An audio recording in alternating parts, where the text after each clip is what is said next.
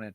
All right. See, the second thing, Lumen, that I want is I want someone to get out and call these MAGA motherfuckers white trash bullies. So, and I want the aggressive rhetoric. And I get that 100%. What you're saying is, but I would just be careful with the rhetoric, because there's just no reason to.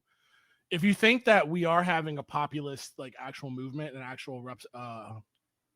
actual uprising, you really think that, then it's not one of those things that, like, oh, we're going to need everybody and all in together. It's like, no, those people are already there. And this goes into my, like, and I know you guys are New York guys and you're like, look at me like I'm crazy, but this goes into my, like, bromance with Curtis Sliwa. Because if you were to see Curtis Sliwa talk his shit, and he'd be like, oh, he's obviously on the socialist line. He's wearing a fucking beret, for God's sake. I know, right? Right? So there's millions of guys like that we don't need to, like, attack them personally.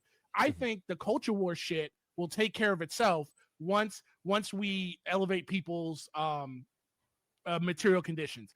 People aren't going to be sitting here talking about Muslim, brown, black, trans, immigrant, they thems, and how they need to be expelled from the country when they've got 2-car garage and a chicken in their pot, man. Like, they're just not. It's going to be boring. They're going to be like, I don't give a shit. The game is on. That I think is, like, I don't even think that's settling. I think that's a thing that, like, that's the world that I'm hoping that can be built, is of people who might not agree with me, but the game's on and their lives are pretty good. Jeff and I we go round and round about this all the day. Like, I do not believe in electoral politics anymore, but I participate in it because it's the only game in town until the other game starts. Yeah. But, it is what it is. And, like, I don't want that game to start. Yeah. But I mean, this is what we're doing. We're doing electoral politics right now until we're doing something else. So we might as well do it, because the election is going to happen in reality, the shared reality we all believe in. Yeah. And there's going to be one guy's going to be better than the other. Until we get pulled out of the matrix, we got to play by the rules. Yeah. That's it. I wanted to dip into this. I got the Curtis Sliwa speech up. I want to dip into it, bro, because I'm not even lying to you. Like, we don't have to watch the full 10 minutes. Mm-hmm. Like, I cried. Find it. And we will not surrender. There it is. It's people who've been but right here. I cried, bro. Right here. So we have a mayor-elect. Obviously, I wish him good luck, because if he does well, we do well. But I will tell you this. We have spent 2 years organizing this movement. It's not just Republicans or Democrats or independents. It's animal lovers. It's people who've been disenfranchised. People who have been pushed to the side, whose voices have not been heard. The homeless, the emotionally disturbed, the veterans, the people who ride the subways. We've been with them each and every day. And we will not surrender. We will not retreat. We will not leave the city of New York. Yes.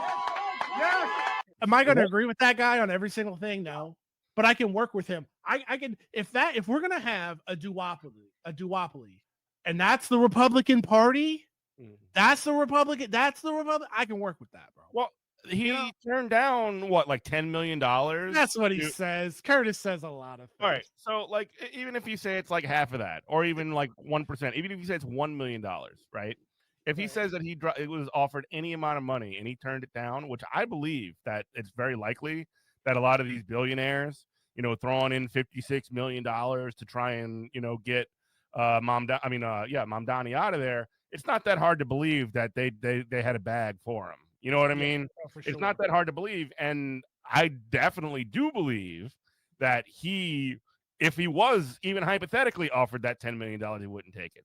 Because he actually does, he's a character, he's a cartoon, guy or whatever. He's silly. He's kind of like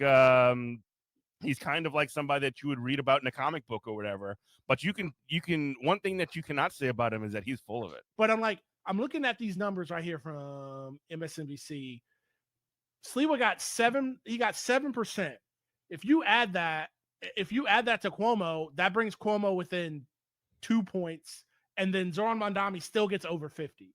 So it's like that doesn't even, and those votes for Sliwa were in no way going to Cuomo. Those 146,137 votes were going to stay home. They were not going to vote for Andrew Cuomo. And it's crazy that they try to play this man off like he's a spoiler. No, he's a man who paid his money to run in the race. He ran a great campaign. He ran a campaign on things. The Republican nominee. He ran a campaign on things that I, as a Marxist-Leninist, care about. And he has solutions for those things. And why I'm so high on him, it kind of goes into what we started with. It's like, oh, well, let's call these. I want to hear somebody call the people white trash. And I'm like, no, I have so much more smoke because I have all the smoke and the hatred for every wonk, every abundance guy in the Democratic Party, which I think should be taken to the town square and tickled until they laugh. This guy he was born in a generation where you could not say the word leftist or socialist. And somehow he came out of this as a direct action community organizer, good, bad, or indifferent, that really loves his city and just needed direction. And I've even said this, I'm being serious. It's society failed this man. Toxic masculinity failed this man. But this is a man who has convictions. This is the man who is weird. He's a New York nut. He's a crank. He has 17 cats. I have 5. All of a sudden, I have 5 cats all of a sudden. That just happened. Hey, buddy, me too. I got 5 cats too. It happens like crazy. It's so fast. Yeah, I get it, bro. I get it. Everybody's a little weird. But this is a guy who loves his city and will break his back for the city and just needed some direction. And these are people who are reachable. These are people who we can work with, and we need to find. I'm not saying we have to compromise from him, but a guy who's a little bit racist and will talk about race in a way that's frank, in a way that's honest, in a way that he's going to say how he feels about things. And then we're not going to bash him with the woke hammer.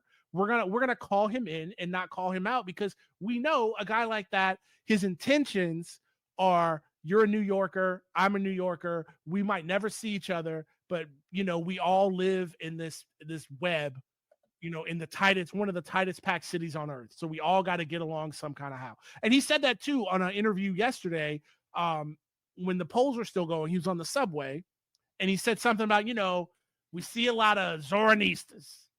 Go their way, we go our way. But this Cuomo, he's something else. He's the